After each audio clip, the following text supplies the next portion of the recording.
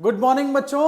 Electrostatics की एक नई वीडियो में फिर आपके सामने हूं और आज जो हमारा टॉपिक है that is energy of a dipole in an external electric field. एक एक्सटर्नल इलेक्ट्रिक फील्ड में अगर हम डाइपोल को प्लेस कर दें, ठीक है, तो कितनी एनर्जी होगी और एनर्जी कौन सी होगी वो हम लोग डिस्कस करेंगे।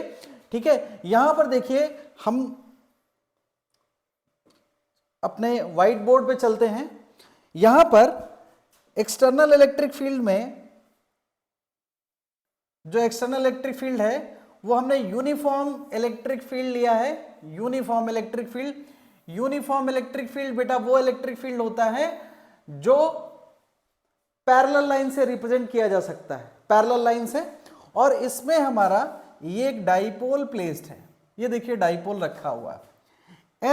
इस वाले एंड पे जो चार्ज है दैट इज माइनस क्यू और इस वाले एंड पे जो चार्ज है वो प्लस क्यू है।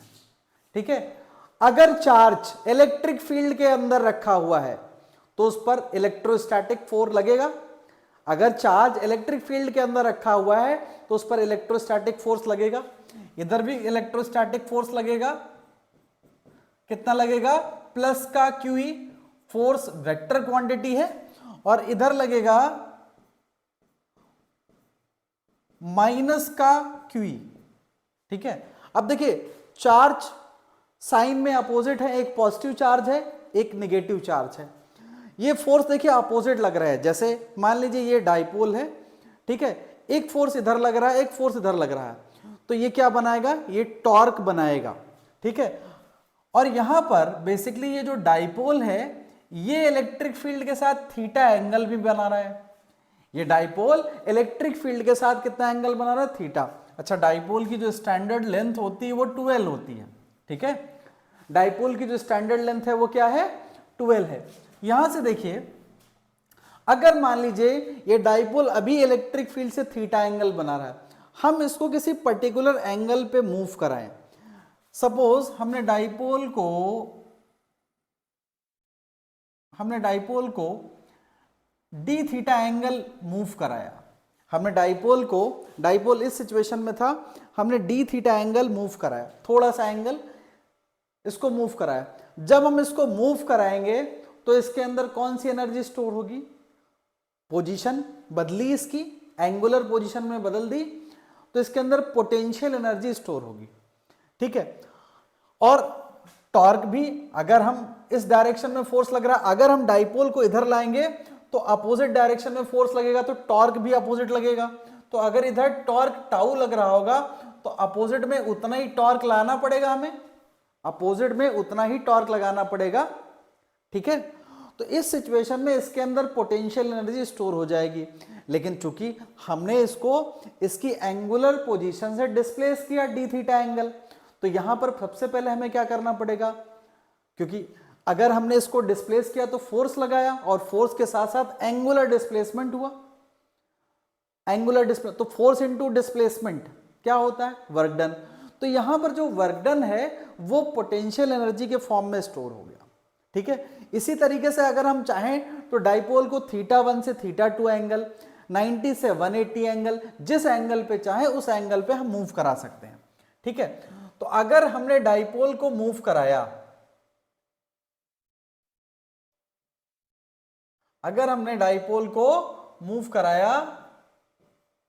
तो वर्क डन कितना होगा? तो जो वर्क डन होगा वो भी स्मॉल होगा क्योंकि हमने बहुत स्मॉल एंगल पे इसको मूव कराया, तो work done will be very small. Work done होगा dw is equal to tau d theta. कैसे? अब यहां पर जो फोर्स लगा हुआ है वो टॉर्क के फॉर्म में लगा हुआ है, इसको आप और सिंपली समझ सकते हैं। मान लीजिए इस पर इधर फोर्स लगा हुआ था, इस डायरेक्शन में लगा हुआ था, अपोजिट फोर्सेस लगे हुए हैं। ठीक है, टॉर्क बन रहा है। अगर हम इसको इधर लाएं, यानी अगर हम इसको क्लॉकवाइज डायरेक्शन में मूव कराएं, तो मान लो टॉर्क टाउ लगा है। ठीक है, और अगर उतने ही एंगल पे हमको इधर ले जाना तो उतना ही अपोजिट में टॉर्क लगाना पड़ेगा। ठीक है, यानी अपोजिट में जब मैं टॉर्क लगाऊंगा तो अपोजिट में उतना ही वर्क डन करना पड़ेगा जितना कि इधर ले जाने के लिए वर्क डन करना पड़ेगा। ठीक है, तो वो वर्क डन हमने मान लिया बहुत स्मॉल हुआ है। वर्क डन क्या हो जाएगा, यहां पर फोर्स इंटू डिस्प्लेसमेंट। डिस्प्लेसमेंट कैसा है, एंगुलर, क्योंकि एंगल के फॉर्म में मूव कराया है, और जो फोर्स लगा है वो टॉर्क के फॉर्म में लगा है। इंटीग्रेशन कर देंगे, बिकॉज यहां पे हमने मान लीजिए सपोज एंगल मान लिया हमने θ1 से θ2 तक मूव कराया। एक सिचुएशन ले ली कि हमने θ1 से θ2 तक मूव कराया। अच्छा, यहां पर शुरुआत में वर्क डन क्या था, 0, और फाइनल वर्क डन क्या हो जाएगा, W। ठीक है, यहां पर हमको पता होता है कि एक डाइपोल के ऊपर टॉर्क कितना लगता है, ये हम आपको पहले करा चुके हैं इसका डेरिवेशन बच्चों।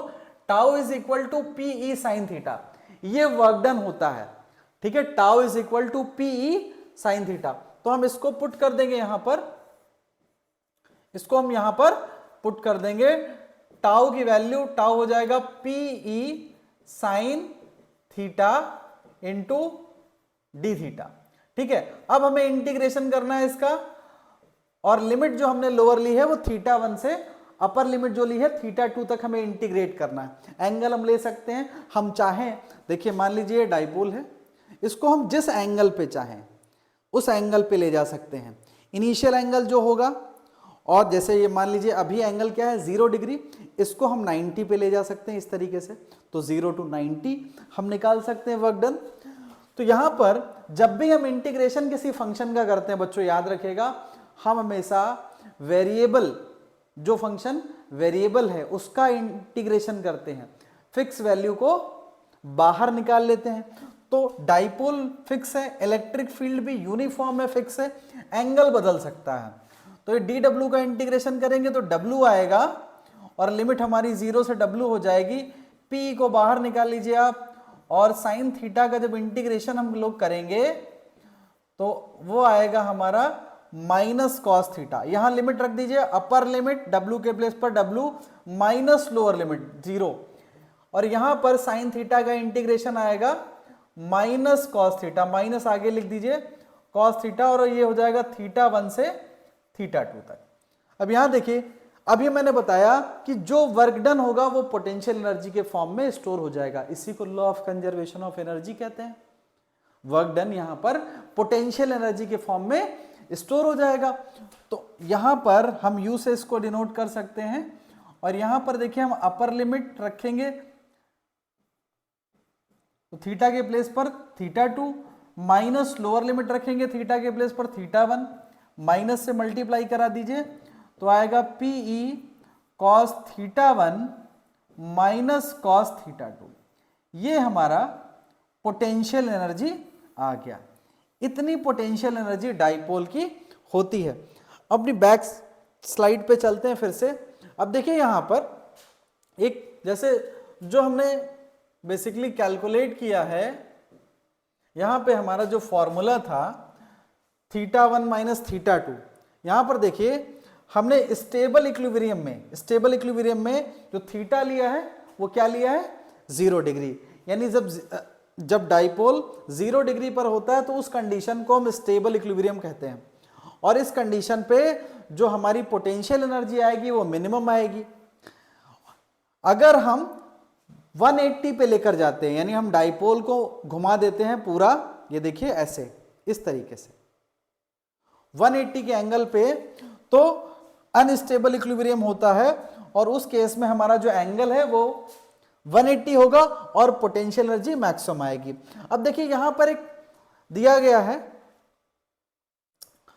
Work done in rotating the dipole from the position of stable equilibrium, यानी अगर स्टेबल से, अगर हम 0 से, स्टेबल इक्विलिब्रियम का मतलब क्या है, 0 से अगर हम 180 पे ले जाएं अनस्टेबल तक, तो वर्क डन हमारा क्या आएगा 2p आएगा। कैसे आएगा, देखिए इसको हम लोग कैलकुलेट कर लेते हैं। हमारा फॉर्मूला है वर्क डन, अभी हम लोगों ने निकाला P cos θ1 माइनस cos θ2। ठीक है, यहां पर ध्यान दीजिएगा, P cos θ1 मतलब कितना लिया हमने 0 डिग्री, cos 0 डिग्री, माइनस θ2 कितना लिया cos पाई का मतलब बेटा 180 होता है। तो यहां पर देखिए cos 0 की वैल्यू 1 हो जाएगी, और cos 180 -1 होता है, फॉर्मूले का माइनस और ये माइनस माइनस माइनस प्लस हो जाएगा, तो यहां पर वर्क डन आएगा हमारा 2PE, ठीक है, जो कि आ रहा है। इसी तरीके से अगर हम 90 पे करेंगे तो यहाँ cos 90 जब हम 0 रख देंगे उस केस में हमारा वर्क डन क्या आएगा, PE आएगा। तो इस तरीके से हम लोगों ने एनर्जी निकाल ली एक डाइपोल की यूनिफॉर्म इलेक्ट्रिक फील्ड के अंदर, ठीक है। ओके बच्चों, तो अगर आपको किसी भी क्वेश्चन, किसी भी टाइप का क्वेश्चन है या कोई भी डाउट होता है आपको, तो आप पूछ सकते हैं कमेंट सेक्शन में। अपने क्वेश्चंस को आप बहुत अच्छे से एक्सप्रेस करके लिखिए, तो उन क्वेश्चंस के आपको जवाब दिए जाएंगे अगले वीडियो के माध्यम से।